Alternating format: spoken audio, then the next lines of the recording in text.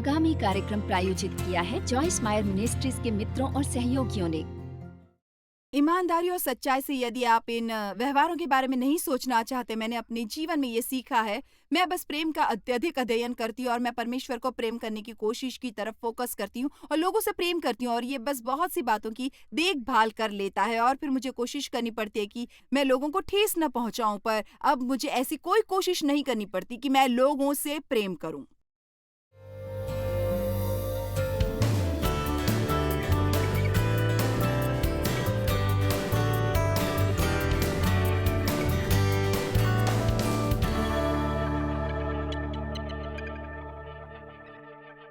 अध्याय 5 और इससे पहले कि मैं वहाँ आपको लेकर चलूँ, मैं कुछ शास्त्र वचन आपके लिए पढ़ना चाहती हूँ। 2 तीमुथियुस 4 वचन 3 और 4।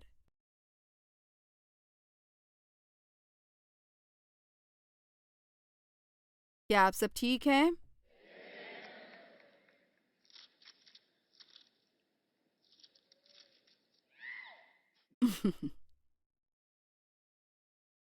ओके, तो इसे ध्यान से सुने क्योंकि इस समय हम ऐसे दौरे में हैं, क्योंकि ऐसा समय आएगा कि लोग खरा उपदेश न सह सकेंगे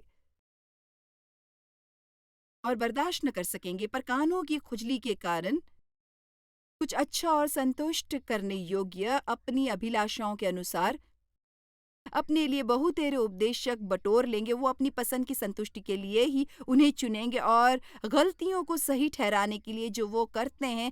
क्या ये आश्चर्यजनक नहीं है? पता है, यदि आप जो मैं टीवी पर कह रही यदि उसे पसंद नहीं करते, आप चैनल बदल सकते हैं और किसी और को ढूंढ सकते हैं जिसे आप पसंद करें, और ये मुश्किल नहीं है।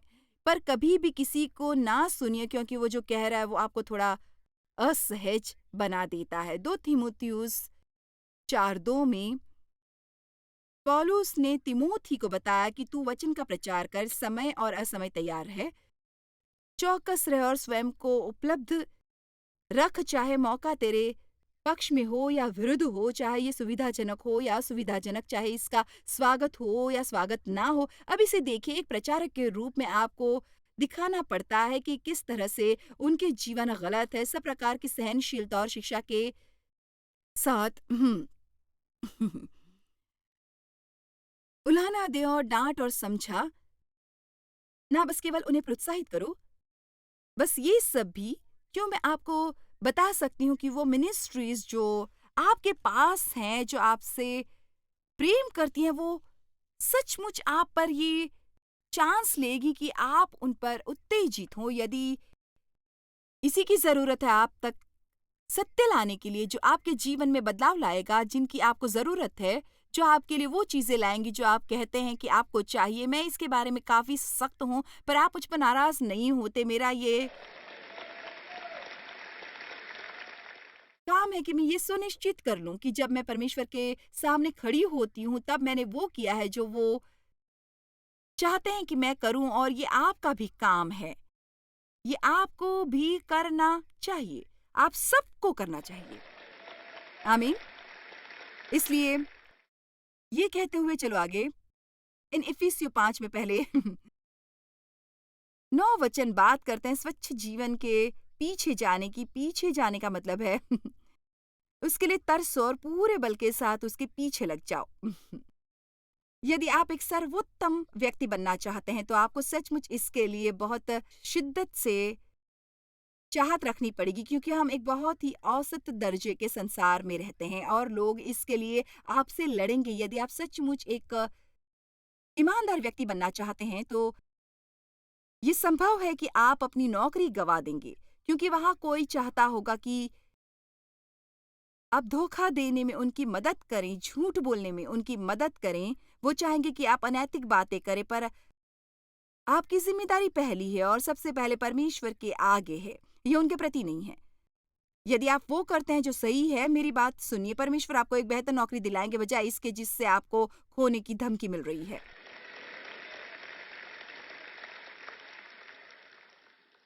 यदि आप उस संसार में बाहर आना चाहते हैं जिसमें हम रहना चाहते हैं और परमेश्वर की सेवा करना चाहते हैं, बेहतर होगा कि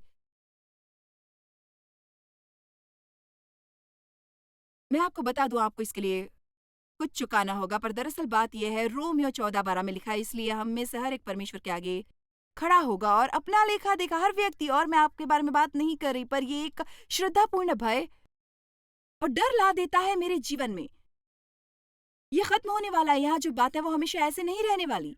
हर कोई बूढ़ा होता है, हर कोई मरता है, कोई भी इससे परे नहीं रह सकता। और मैं जानती हूँ कि आप इसके बारे में ज़्यादा नहीं सोचते जब आप 15, 20 या 30 के होते, पर मैं आपको बताना चाहूँगी, मैं हाल ही में इसके बारे में ज़्यादा सोचती हूँ। मेरा मतलब है, मैं गंभीर हूँ। कुछ साल पहले मुझे आँखें खोल देने वाला प्रकाश प्राप्त हुआ कि मैंने पहले से ही अच्छा खासा 2/3 जीवन जी लिया है और मेरे पास गड़बड़ी करने का कोई समय नहीं है। और मैं आपको कुछ बताना चाहूँगी, आप में से बहुतों के पास भी नहीं। और एक दिन आएगा जब हम सबको परमेश्वर के आगे खड़ा होना पड़ेगा और अपने जीवनों का लेखा देना होगा। और मैं अपना समय बिता रही हूँ उसके लिए जो तैयार होने में है, ताकि तब मुझे शर्मिंदा ना होना पड़े।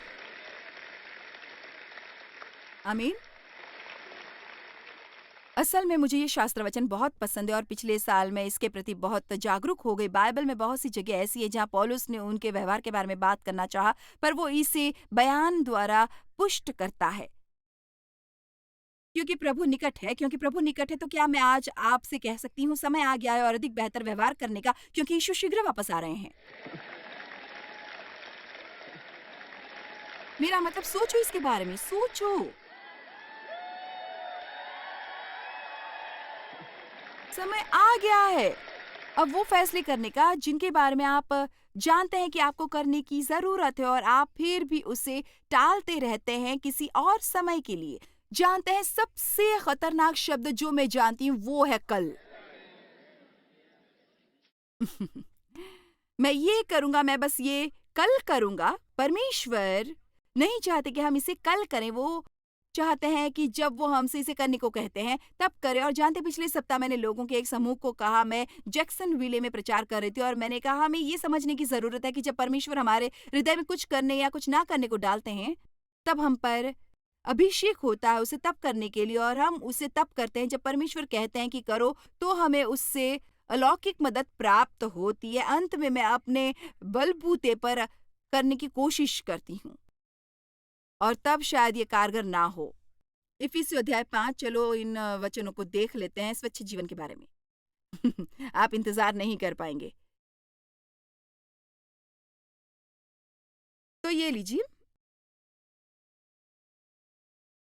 मुझे वचन 1 बहुत पसंद है, इसलिए प्रिय बालकों के समान उनकी नकल करो और उनके उदाहरण पर चलो। परमेश्वर का अनुसरण करो, उनके पिता की नकल करो। और अगली बात वो कहता है, और प्रेम में चलो। खैर, आप जानते हैं, प्रेम बस सब कुछ ढांप लेता है।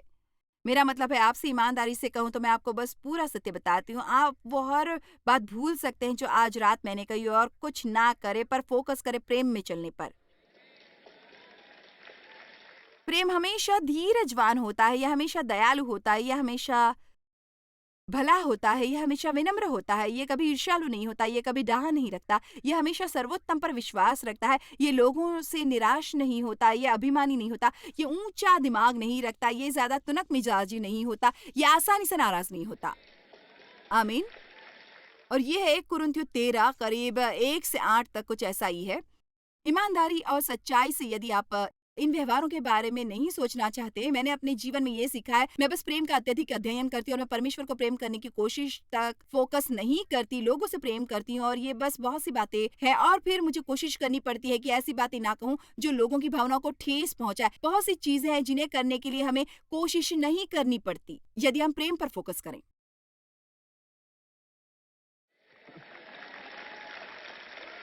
मसीहों के रूप में हम बहुत बढ़िया होते हैं प्रेम के बारे में बात करने में और प्रेम के बारे में सिद्धांत देने में। शायद सबसे बदतर बिकने वाली किताब वो थी जो मैंने प्रेम पर लिखी थी। ईमानदारी से ये बहुत भयंकर थी, मुझे शर्मिंदा होना पड़ा था कि ये कितनी खराब बिकी। और ये इसलिए नहीं कि ये अच्छी नहीं थी, ये इसलिए क्योंकि लोग इसकी प्राथमिकता को नहीं समझते। ये थी अपने बारे में भूल जाने के बारे में और दूसरे लोगों को काम करने के बारे में। खैर, यदि आप इस तरह की किताब लिखते हैं तो ज्यादा कॉपीज बेचने की अपेक्षा न रखें। मैंने सोचा था ये ज्यादा बिकेंगी, पर ऐसा हुआ नहीं। मेरे ख्याल से शायद मैं निकालूं कुछ बहुत ही बेचैन करने वाली किताबें जीवन के कुछ अंतिम वर्षों में, और देखें शायद आप उन्हें नहीं पढ़ेंगे, शायद पृथ्वी पर हालात और बिगड़ जाएंगे। कोई आज से 100 साल बाद आएगा और कहेगा मुझे उसकी जरूरत है।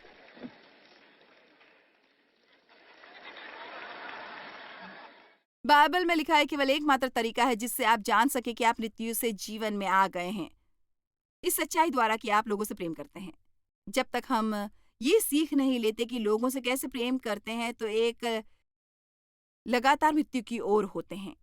हमारे जीवन बस मृत्यु से भरे होते हैं, इसलिए वो प्रेम के बारे में बहुत ज़्यादा बात करता है। और फिर ये समझ ले, परंतु अनैतिकता, वचन 3, यौन बुराई, वासना की सभी अशुद्धियाँ, समृद्धि, फिजूल खर्ची का जीवन। और यहाँ ये नहीं लिखा कि तुम पैसा नहीं रख सकते, यहाँ लिखा है कि तुम फिजूल खर्ची ना करो या लालच मत रखो। और आप जानते हैं इनमें से कुछ चीजें तकरीबन ऐसी हैं, ये तकरीबन स्वीकृति प्राप्त पाप बन गए हैं। लौतुकता, खैर मुझे वो चाहिए जो तुम्हारे पास है। खैर बाइबल में लिखा है जो किसी और के पास है उसे चाहना गलत बात है, हमें उसके लिए धन्यवादी होना चाहिए। जो हमारे पास है और परमेश्वर पर भरोसा करना चाहिए कि वो हमें वो देंगे जो वो चाहते हैं कि हमारे पास हो। वैसा तुम्हें वह विचार और किसी प्रकार के अशुद्ध काम या लोभ की चर्चा तक न हो। वचन 4, और निर्लज्जता, न मूढ़ता की बातचीत की, मूर्खता और भ्रष्टता, न ठट्ठा की, क्योंकि ये बातें शोभा नहीं देती। मेरा मतलब है गंदे चुटकुले मत सुनाओ। चलो इसे एक दूसरे स्तर तक ही ले जाए, इशारों में भी अश्लील जोक्स ना सुनाएं।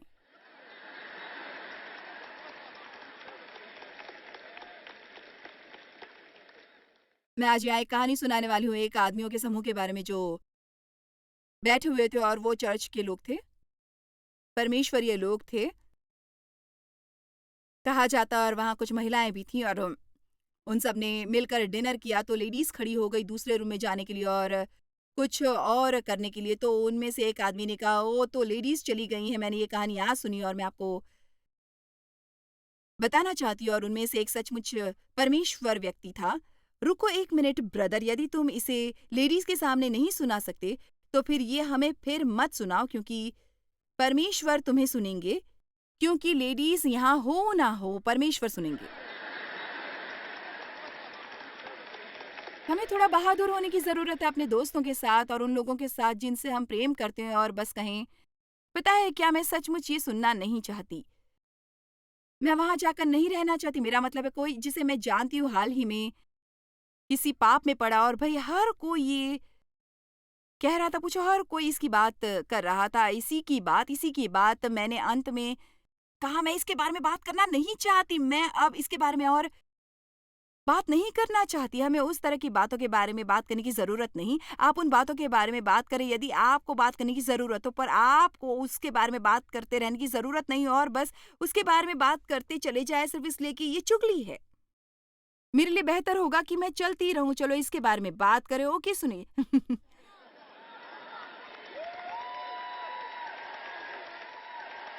चलो बात करते हैं यौन अनैतिकता की। सचमुच ये सोचते हैं सिस्टर जॉयस कि हमें सेक्स के बारे में चर्च में बात करनी चाहिए। खैर मैं सोचती हमारे लिए करनी ही चाहिए। मुझे परवाह नहीं मॉडर्न कल्चर क्या कहता है। बाइबल में ये लिखा है कि जब तक तुम्हारी शादी नहीं हो जाती तुम्हें यौन संबंध नहीं रखना है। शादी आजकल बहुत लोकप्रिय नहीं है और लोग कहते हैं खैर ये बस एक कागज का टुकड़ा है। ये कागज के टुकड़े के बारे में नहीं है, ये वचनबद्धता के बारे में है। ये उस वचनबद्धता के स्थापित करने के बारे में। मैं सचमुच उस नौजवान लोगों की इज्जत करती हूँ जो कस्में खाते हैं कि वो पवित्र रहें जब तक कि वो शादी ना कर लें। मेरे ख्याल से बहुत महत्वपूर्ण है। अब सुनिए, ये दंड आज्ञा के अधीन नहीं। यदि आपने पहले ही गलतियां की है तो वहाँ क्षमा है, पर उन्हें बार बार ना करते रहिए। इस साल के शुरू में जो कॉन्फ्रेंस मैंने की थी उसमें एक बहुत ही सुंदर बात हुई। एक दंपति था जो मुझे सुन रहा था, पर वो सचमुच इस वचन से प्रभावित हुए और वो बहुत अरसे से एक साथ रह रहे थे, और वो फिनिक्स के मेरे कॉन्फ्रेंस में, और उस रात उन्होंने ये फैसला किया हमारे लिए समय आ गया है बातें सही करने का। और उन्होंने जाकर पास्टर माइक से बात की और उन्होंने कहा वो बातें सही करने वाले हैं, उस तरह जीना बंद करेंगे, एक पूरी वचनबद्धता पालेंगे और तुरंत ही शादी करेंगे। क्या आप जानते हैं हमारे लिए समय आ गया है कि हम उस तरह से जिए जिस तरह परमेश्वर चाहते हैं कि हम जिए, उस तरह से नहीं जिसके बारे में दुनिया कहती है कि हम इस तरह से जिए।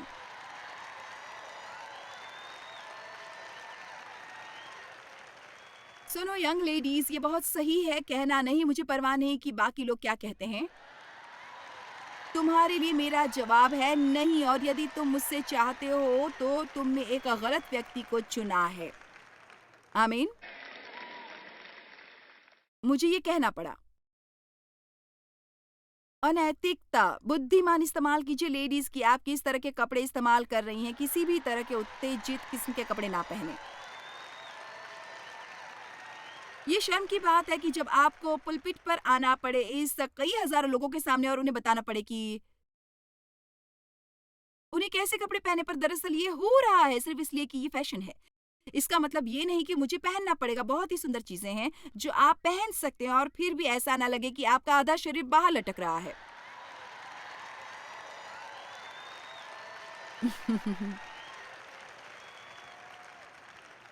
मैं जानती हूँ मैं बहुत मेडलिंग कर रही हूँ, पर पीछे मुड़ने के लिए बहुत देर हो चुकी है। पौलुस बार-बार चेतावनी देता है यौन पाप के विरुद्ध, लालच, अभद्रता, जब कुछ मूर्खतापूर्ण आपकी टीवी पर आता है, इंतज़ार ना करते रहिए ये देखने के लिए कि कितना मूर्खतापूर्ण होता है, इससे पहले कि आप इसे बंद कर दें। हे सुने, मैं भी ऐसा करती हूँ कभी-कभार, मेरे ख़्याल से ये निश्चय ही बेहतर होगा। आप जानते हैं, क्या यदि ये शुरू में अच्छा नहीं है, तो ये और बेहतर नहीं होगा, ये और भी बदतर होगा। आमीन। यदि मैं टीवी देखती हूँ, मैं बस वो फ़िल्म ही नहीं देखती जो मैंने किराए पर ली है या कुछ और, मैं असल में अपने हाथ में रिमोट कंट्रोल रखती हूँ, फ़ास्ट फ़ॉरवर्ड पर अपनी उँगली। हमें खुद की सुरक्षा करनी होगी उस जंग से जो संसार में है। हम उस तरह की चीज़ों को अपने अंदर आने नहीं दे सकते। ख़ैर, अब मैं निश्चय ये जानती कि कोई भी जो कल वापस आएगा, वो सचमुच सीरियस होगा।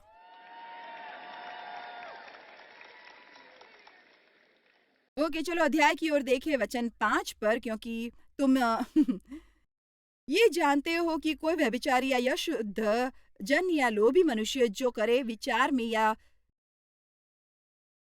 जीवन में, पता है, ये कार्य न करने के बारे में नहीं है, ये इस बारे में है कि आप वहाँ बैठकर इसको करने के बारे में सोच भी रहे हैं।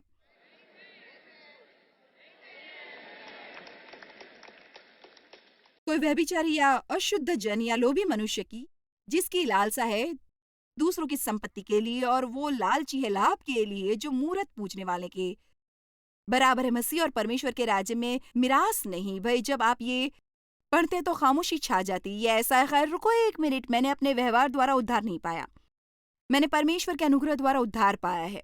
हाँ बिल्कुल, आपने उद्धार पाया है परमेश्वर के अनुग्रह द्वारा, अपने उद्धार द्वारा नहीं। पर मेरे ख्याल से मैं आपको परमेश्वर के वचन में सबूत दे सकती हूँ कि वो व्यक्ति जो सचमुच उद्धार प्राप्त है, इसका मतलब ये नहीं कि हम गलतियां नहीं करते, पर मैं चाहती हूँ कि आप इस शब्द की ओर ध्यान दें जो मेरे ख्याल से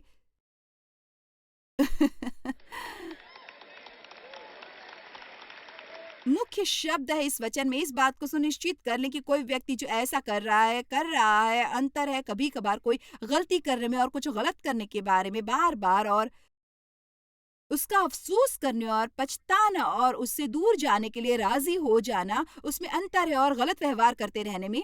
पर मेरे ख़्याल से उसका परमेश्वर के साथ सही रिश्ता नहीं हो सकता, और वो बार-बार हर किस्म की पापी गलती नहीं कर सकता। और ये भी कहें कि हमें उद्धार प्राप्त है, मैं उस पर विश्वास नहीं करती। मेरे ख़्याल से हमें ये समझने की ज़रूरत है कि मसीह होने के बारे में और भी बहुत कुछ है।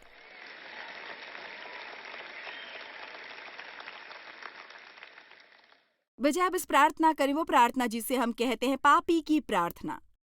यदि कोई व्यक्ति निष्ठावान है तो वो प्रार्थना नहीं है जो हम करते हैं, पर हम अपना जीवन परमेश्वर को देते हैं, और हम प्रायश्चित का मतलब है कि मुड़ना और एक बिल्कुल ही विपरीत दिशा में जाना। जहां आप थे, हम बस मसीह को ग्रहण नहीं कर सकते और उन्हें अपनी गड़बड़ी में नहीं घसीट सकते, और ये सोचते रहें कि हम बस उसी तरीके से जिए जा सकते हैं जिसमें हम जी रहे हैं। अब ये सब ठीक ठाक होगा क्योंकि हमने मसीह को ग्रहण कर लिया है। वो हमें अपनी छवि में बदल देते हैं, महिमा दर महिमा। मैं नहीं आई, आप नहीं आए, पर मैं आपको बताती हूँ कि मैं वो हर जीवित सांस जो मुझ में है खर्च कर रही हूँ, निशानी की ओर दौड़ लगा रही हूँ, ताकि वो इनाम पाऊँ जिसके लिए परमेश्वर ने मुझे मसीह यीशु में ऊपर बुलाया है। मुझे उम्मीद है कि इस कमरे में किसी को इससे थोड़ी बहुत चुनौती मिल रही है। परखो अपने अनुभव में, वचन 10, और ये परखो कि प्रभु को क्या भाता है और उसके अनुसार जियो। क्या हम सीख सकते हैं बस परमेश्वर को प्रसन्न करने के लिए जीना? जानते हैं, परमेश्वर को प्रसन्न करने की हमारी चाहत, हमारा नंबर 1 लक्ष्य होना चाहिए। प्रभु को प्रसन्न करना, मैं वो करना चाहती हूँ जो आप चाहते हैं प्रभु, मैं आपको प्रतिनिधित्व करना चाहती हूँ।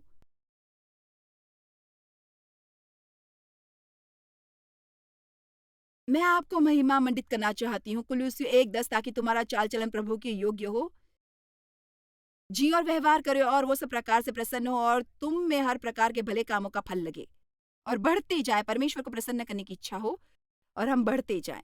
क्या आप परमेश्वर को प्रसन्न करने वाले हैं या मनुष्य को प्रसन्न करने वाले हैं? क्या आप जानते हैं, यदि आप परमेश्वर को प्रसन्न करने वाले हैं,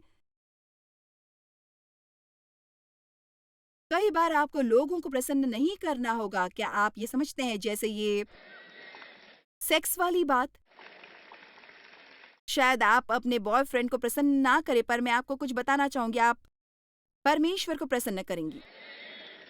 और ये आपका बॉयफ्रेंड नहीं होगा, तुमको उसका जवाब देना होगा जब सब कुछ खत्म हो जाएगा।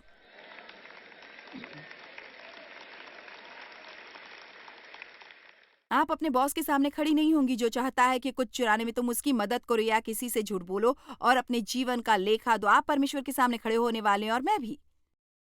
इसलिए अब समय आ गया कि हम अपने जीवन में बेहतर फैसले करें। अब मैं 3 और वचन करूंगी और आज रात का हमारा काम खत्म हो जाएगा और कल फिर से हम यहीं से शुरू करेंगे। वचन 14 से 17 आप सुने। मैं लिख रही हूँ, मेरी एक पूरी किताब निकल रही है पतझड़ में, जो इन्हीं शास्त्र वचनों पर आधारित है और ये कहलाती है सीज द डे। ये इस बारे में है कि अपने जीवन को वापस कैसे पाएं। आमीन। अपना जीवन अपनी भावनाओं को ना दे दो, अपना जीवन अपने मन को ना दे दो, लोगों को अपना जीवन ना चलाने दे। जाग जाओ सोए हुए मसीहियों, खड़े हो जाओ, मजबूत बनो, अपने शरीर को स्वयं पर हुक्म ना करने दो। अब यहाँ वो ये कहता है, इस कारण वो कहता है, सोने वाले जाग और मुर्दों में से जी उठ, तो मसीह की ज्योति तुम पर चमकेगी। इसलिए ध्यान से देखो कि कैसी चाल चलते हो। निर्बुद्धियों की नाई नहीं, पर बुद्धिमानों की नाई चलो, और अवसर को बहुमूल समझो, क्योंकि दिन बुरे हैं। इस कारण निर्बुद्ध न हो, पर ध्यान से समझो कि प्रभु की क्या इच्छा है। कितना सशक्त शास्त्र वचन है। अपने जीवन के लिए एक योजना बनाओ, वचन के अध्ययन की योजना बनाओ, प्रार्थना की योजना बनाओ, इसकी योजना बनाओ, इसे कहीं अपने दिनचर्या में डालो। परमेश्वर को अपने जीवन में कार्य करने देने की योजना मत बनाओ, परमेश्वर के गिर्द अपने जीवन बनाओ। आप में से कितने ईमानदार होंगे और कहेंगे कि आपका बहुत कठिन समय चल रहा है स्वयं को अनुशासित करने की कोशिश में और नियमित रूप से परमेश्वर के साथ नियमित समय बिताने के लिए, यदि मैं अपने घुटने के बल आकर आपसे याचना कर सकती हूँ, मैं आपसे याचना करूंगी कि आप प्रार्थना करें और उससे अपने जीवन में प्राथमिकता बनाए, क्योंकि इससे महत्वपूर्ण कुछ नहीं। मैं चाहूंगी कि बेहतर होगा कि आप आधे घंटे का क्वालिटी टाइम परमेश्वर के साथ बिताएं, परमेश्वर से व्यक्तिगत बंधुत्व में, फिर मेरी कॉन्फ्रेंस में आए। मुझे खुशी है कि आप यहाँ आए हैं और मैं चाहती हूँ कि कल आप वापस आए, पर मैं आपको बता रही हूँ कि मैं जो कुछ भी कहूंगी वो आपके दिमाग में ना रहेगा या कुछ तुक बनेगा। यदि आप परमेश्वर के पास नहीं जाते और ये नहीं मांगते कि वे इसे आपके जीवन में डाले, लोग हमें वो नहीं दे सकते जिसकी हमें जरूरत है। केवल परमेश्वर हमें दे सकते हैं जिसकी हमें जरूरत है। और बहुत से लोग कहते हैं, खैर मुझे पता नहीं कि मैं क्या करूं जब मैं परमेश्वर के साथ समय बिताऊं। सुनो, मुझे परवाह नहीं कि आप बस कहीं जाकर बैठे और कहें, प्रभु मैं आ गई हूं, मुझे पता नहीं कि मैं क्या करूं, पर लीजिए मैं आ गई हूं। मैं आपसे प्रेम करती हूं और मैं गड़बड़ी में हूं, मेरी मदद करें। यदि आप मेरी मदद नहीं करते तो मैं खत्म हो जाऊंगी। खैर प्रभु, आज मैं अच्छा व्यवहार करने को तैयार हूं, पर मैं जानती हूँ कि यदि 1 मिनट के लिए भी आप मुझे छोड़ेंगे तो मुसीबत आ जाएगी। देखिए, ये मायने होते परमेश्वर के साथ बात करने के। उसमें मत जाइए जो आपके हिसाब से प्रार्थना होती है। ये मत कीजिए। ओ सबसे महान, सबसे पवित्रम, सबसे चमत्कारी, ओ आश्चर्यजनक पिता, ओ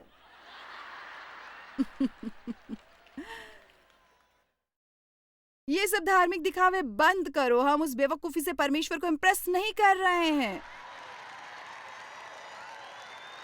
बस उनसे बात करो और उन्हें बताओ जैसा ये है। आमीन।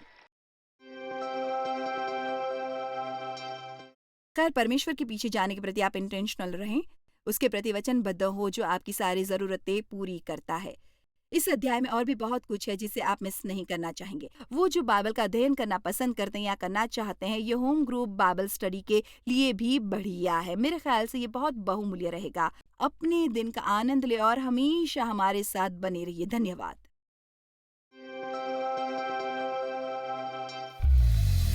जॉयस मायर मिनिस्ट्रीज में आप हमारे लिए बहुत ही कीमती हैं, जितना कि आप जानते हैं। हम आपकी सराहना करते हैं और इस सेविकाई को दुनिया भर में संभव बनाने के लिए हम अपने दोस्तों और सहभागियों को धन्यवाद देते हैं। हम साथ मिलकर भूखों को खाना खिलाते हैं, गरीबों को कपड़े देते हैं और कई देशों में सुसमाचार बांटते हैं। अपना प्रार्थना निवेदन भेजने के लिए कृपया आज ही संपर्क कीजिए। हमारे स्रोतों के बारे में और भी जानिए। जॉयस की सभाओं की सूची देखिए हमारे साथ सहभागी बनने के लिए, क्योंकि हम दुनिया भर में मसीह के प्रेम को बांटते हैं।